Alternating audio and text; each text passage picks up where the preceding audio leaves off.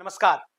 मेरा नाम है संदीप और आप देख रहे हैं शगुन टीवी। और आज हम बात करेंगे कि मेष राशि वालों के लिए जुलाई का महीना 2026 कैसा रहने वाला है। यहाँ की जो प्लैनेट पोजीशन है वो आपके जीवन पर क्या प्रभाव डाल रही है। तो सबसे पहले मैं कुंडली का निर्माण कर लेता हूँ। ये मेष राशि वालों के लिए कुंडली बनाई है। ये मेष का मतलब पहला, और इसके हिसाब से जुलाई के जो पूरा महीना है यहाँ पर किस ग्रह की क्या स्थिति रहने वाली है। तो यहाँ पर जो सूर्य है वो आपके दसम, पूरा मैंने बना लिया है चार्ट। तो आप ये देखेंगे ये 16 जुलाई तक मिथुन में रहेंगे सूर्य, और उसके बाद कर्क में चले जाएंगे। तो ये ऐसी स्थिति बनी है। यहाँ पर गुरु है, बुध है, शुक्र है और सूर्य है।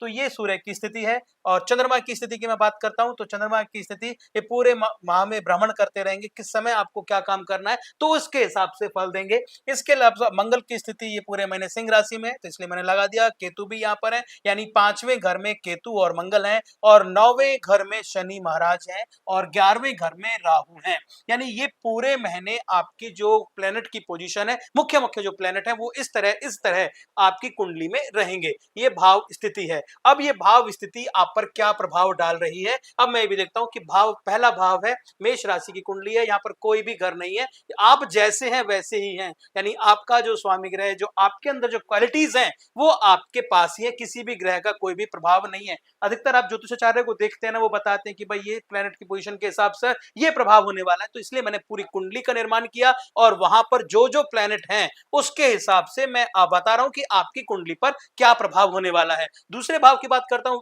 यहां पर भी कोई भी प्लेनेट नहीं है, तो इसका भी प्रमुख प्रभाव नहीं है। जैसा चलता जा रहा है वैसे ही चलेगा। तीसरे की मैं बात करता हूं तो यहां पर भी 16 जुलाई तक मिथुन राशि में सूर्य रहेंगे। थोड़ा सा प्रभाव पड़ेगा, जिसमें कि हम लोग भ्राता भाव को देखते हैं, भाइयों को देखते हैं, छोटी छोटी यात्राओं को देखते हैं, उसमें व्यवधान या उसमें फायदा या नुकसान हो सकता है। इसके अलावा तीसरे भाव से भी ज्यादा नहीं देखा जाएगा। मुख्य रूप से यहाँ पर हम लोग फोर्थ हाउस की हम बात करते हैं, ये बहुत अच्छा देखना होगा इसमें, क्योंकि पूरी नजरें यहीं पर है। यहाँ पर गुरु भी है, बुध भी है, शुक्र भी है और सूर्य भी है। तो इस वजह से इस कुंडली में, यानी मेष राशि वाली की जब मैं बात करता हूँ जुलाई 2026 मेष राशि की जब बात करेंगे तो यहाँ पर इससे प्रभाव पड़ेगा। तो अब यहाँ पर क्या क्या प्रभाव पड़ेगा, कैसे हुआ, ये सब मैं आगे बताने वाला हूँ। 5वें में मंगल और केतु हैं, छठे पे कुछ खास नहीं है, यानी त्रिक भाव में कोई भी नहीं है। नजरें हो सकती है, किसी की नजरें हो, यानी 3 7 10 4 7 8 या जो भी नजरें पड़ती है उनका प्रभाव हो सकता है। 9th हाउस में शनि है जो वक्री अवस्था में है, और 11th हाउस में आपके राहु है। ये कुंभ राशि, इनका शनि और कुंभ दोनों की तरह से मैं देख सकता हूं इसको। तो अब क्या क्या आपका प्रभाव पड़ सकता है, तो सबसे पहले मैं बात करता हूं करियर और व्यवसाय की। तो करियर और व्यवसाय में नए संपर्क नेटवर्क से आपको लाभ होने वाला है। नई जिम्मेदारियां, लीडरशिप की क्वालिटी आपको मिलने वाली है। सरकारी और प्रशासनिक तकनीकी शिक्षा में आपको फायदा हो सकता है। ये आपके शुभ संकेत यहाँ पर देखने को मिलते हैं। धन और आर्थिक स्थिति, धन स्थिति हम देखते हैं दूसरे भाव से। यहाँ पर अब देखते कुछ खास दूसरे प्लेनेट तो है नहीं, तो इन पर यहाँ पर आय के नए स्रोत बनेंगे, अचानक लाभ की प्राप्ति हो सकती है। ये इस तरह से हम लोग यहाँ देखते हैं। भूमि भवन, क्योंकि फोर्थ हाउस में सब कुछ है, भूमि भवन वाहन, सूर्य की नजर, शुक्र, इच्छा पूर्ति, सब कुछ यहीं से है। तो यहाँ पर आपको किस प्लेनेट की पोजीशन आपके लिए कितनी उस पर है, बल में है, वो यहाँ से हम एक बार इसमें देखेंगे, तब उसके बाद निर्णय ले पाएंगे। प्रेम और संतान के लिए, प्रेम और संतान के लिए मिला जुला असर रहेगा। अगर हम नंबर देने की बात करते हैं तो मैं यहाँ पर आपको 6.5 या 7 नंबर 10 में से दिया जा सकता है, क्योंकि प्रेम संबंधों में आप अगर बहस करेंगे तो आपको नुकसान हो सकता है। अदरवाइज ये प्रेम संबंध अच्छी है, भावनात्मक रूप से आप अच्छे रहेंगे इसमें। और विद्यार्थी हैं तो प्लीज आप अपने फोकस्ड हो जाएं, ध्यान इधर उधर ना भटकाएं, ध्यान केंद्रित करेंगे तो आपको लाभ होगा।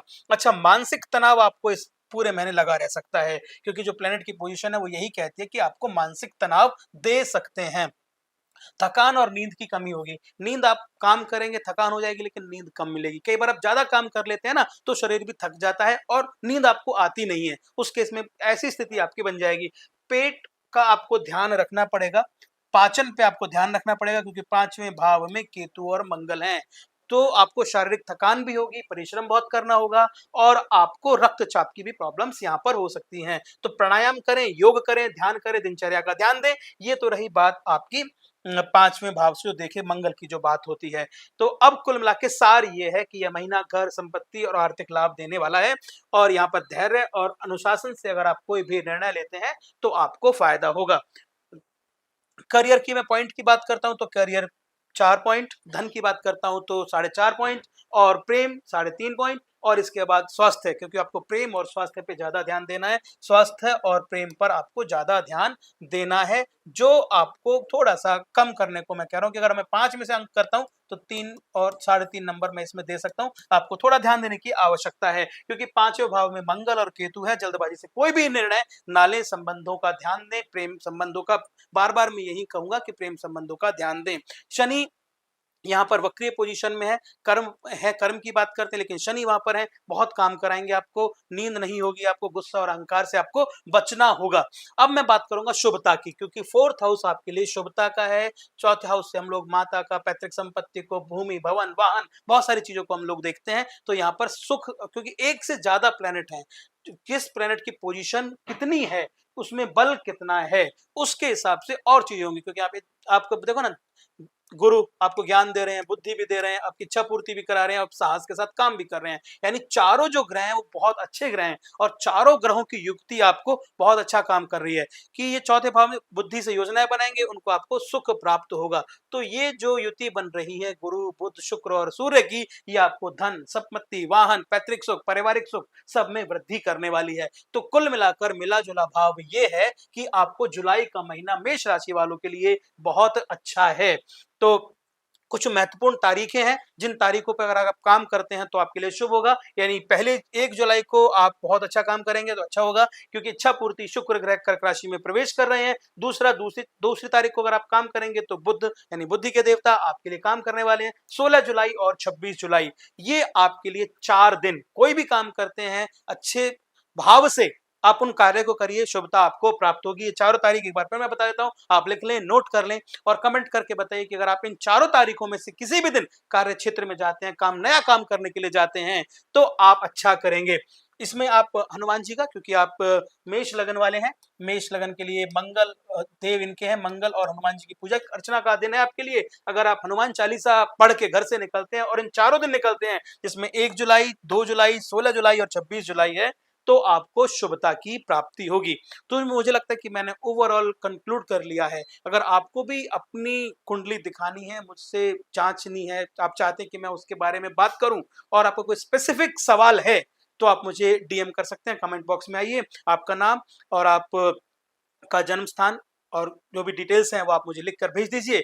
मैं अगले वीडियो में या उसी समय आपको मैसेज के माध्यम से ये बता दूंगा कि आपने क्या सवाल किया, उसका उत्तर क्या हो सकता है। वीडियो में अंत तक बने रहने के लिए बहुत बहुत धन्यवाद। नमस्कार।